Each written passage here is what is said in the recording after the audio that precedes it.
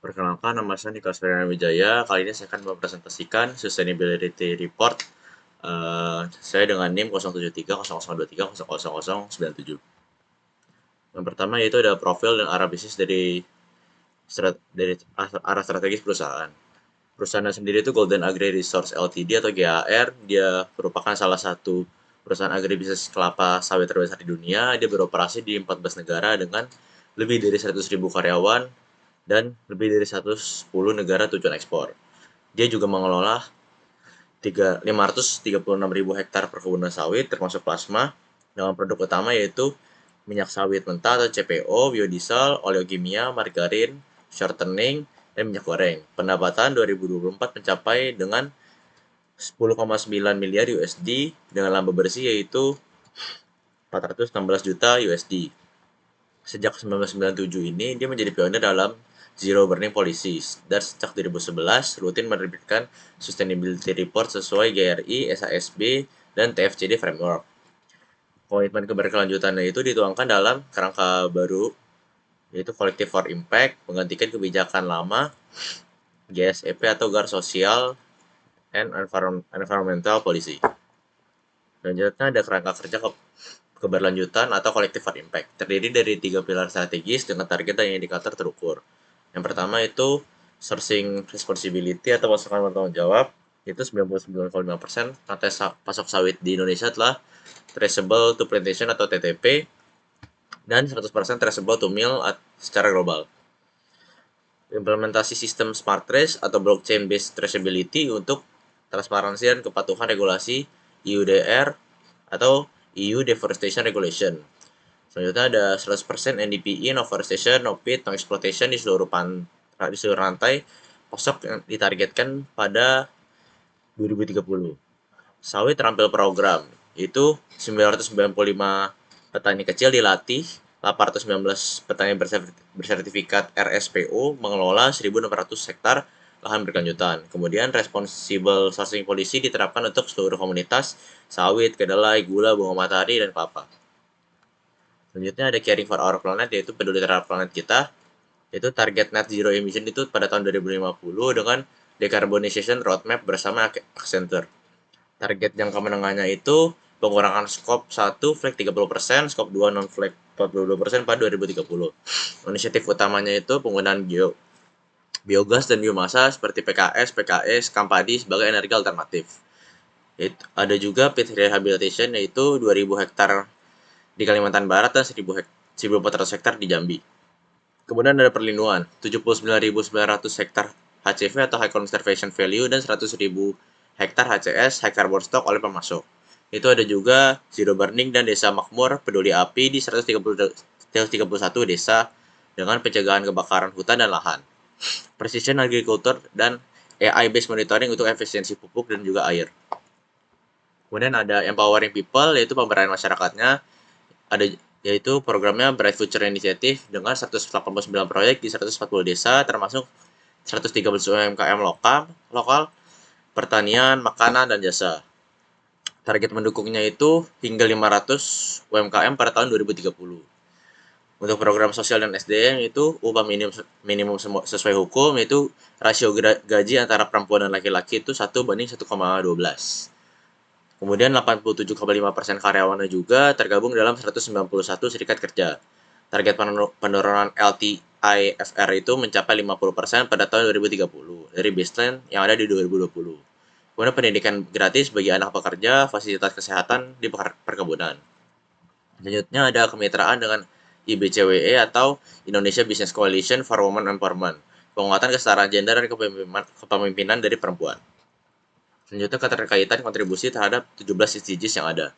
Fokus utamanya situ dia ada 11 dari SDG-nya, yaitu pertama tanpa kemiskinan, program By Future Initiative meningkatkan ekonomi dari desa, petani plasma, memperoleh akses dan modal dan pelatihan. Kemudian ada SDG kedua tanpa kelaparan, pengembangan benih unggul yaitu EK1 dan EK2, riset agronomi atau smart tree, dan peningkatan produktivitas tanpa eksploitasi lahan. Kemudian ada SDG 4, pendidikan berkualitas, pembangunan sekolah di wilayah perkebunan, pelatihan literasi digital dan keuangan bagi masyarakat desa. Kemudian SDG kelima ada kesetaraan gender, kemitraan dari IBCWE, kebijakan anti diskriminasi, serta promosi peran perempuan dalam posisi manajerial dan koperasi desa. Selanjutnya SDG 7, energi bersih dan terjangkau, penerapan energi terbarukan seperti biogas, biomasa, panel surya di kilang Marunda dan India.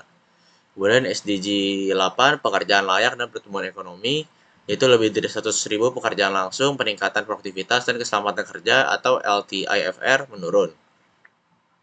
SDG 9, industri, inovasi, dan infrastruktur. Smart Race, blockchain, Precision Agriculture, dan R&D di Smart Research Institute atau Smart Tree.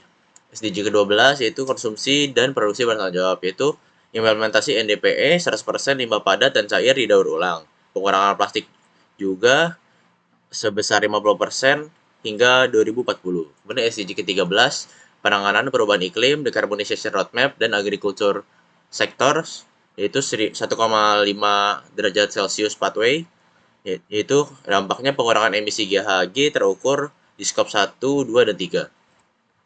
Kemudian SDG ke-15 ekosistem daratan, yaitu konservasi 200.000 lebih hektar area hutan, rehabilitasi gambut, dan program partisipatif bersama 200 desa atau participatory mapping.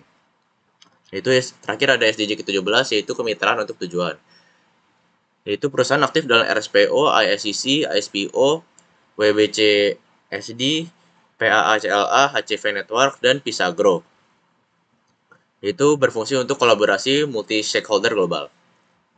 Selanjutnya tata kelola dan etika atau governance and ethics. Komitmen terhadap transparansi dan integritas melalui code of conduct akan whistleblowing system. Audit dan limited assurance oleh PricewaterhouseCoopers, LLP atau PwC untuk indikator ESG utama. Selanjutnya ada penerapan double materiality assessment atau DMA yang menilai dampak kegiatan lingkungan dan masyarakat, itu termasuk impact materiality, sedangkan dampak ESG terhadap kinerja finansial perusahaan itu termasuk dalam financial materiality. Kemudian topik ESG paling material itu traceability, NDP compliance, GHG emissions, human rights, product quality, and safety. Itu selanjutnya ada pencapaian kuantitatif penting yang ada di 2024, itu 99,5% traceability ke perkebunan atau TTP, yaitu tertinggi di sektor sawit global. Kemudian ada 8 fasilitas pengolahan memiliki sistem penangkap metana atau biogas, 3 tambahan juga lagi sedang dibangun. Kemudian ada 1.471 lahan gambut direhabilitasi di Jambi dan 2.003 hektar di Kalimantan Barat. Kemudian ada 189 proyek pemberdayaan masyarakat aktif di desa sekitar perkebunan.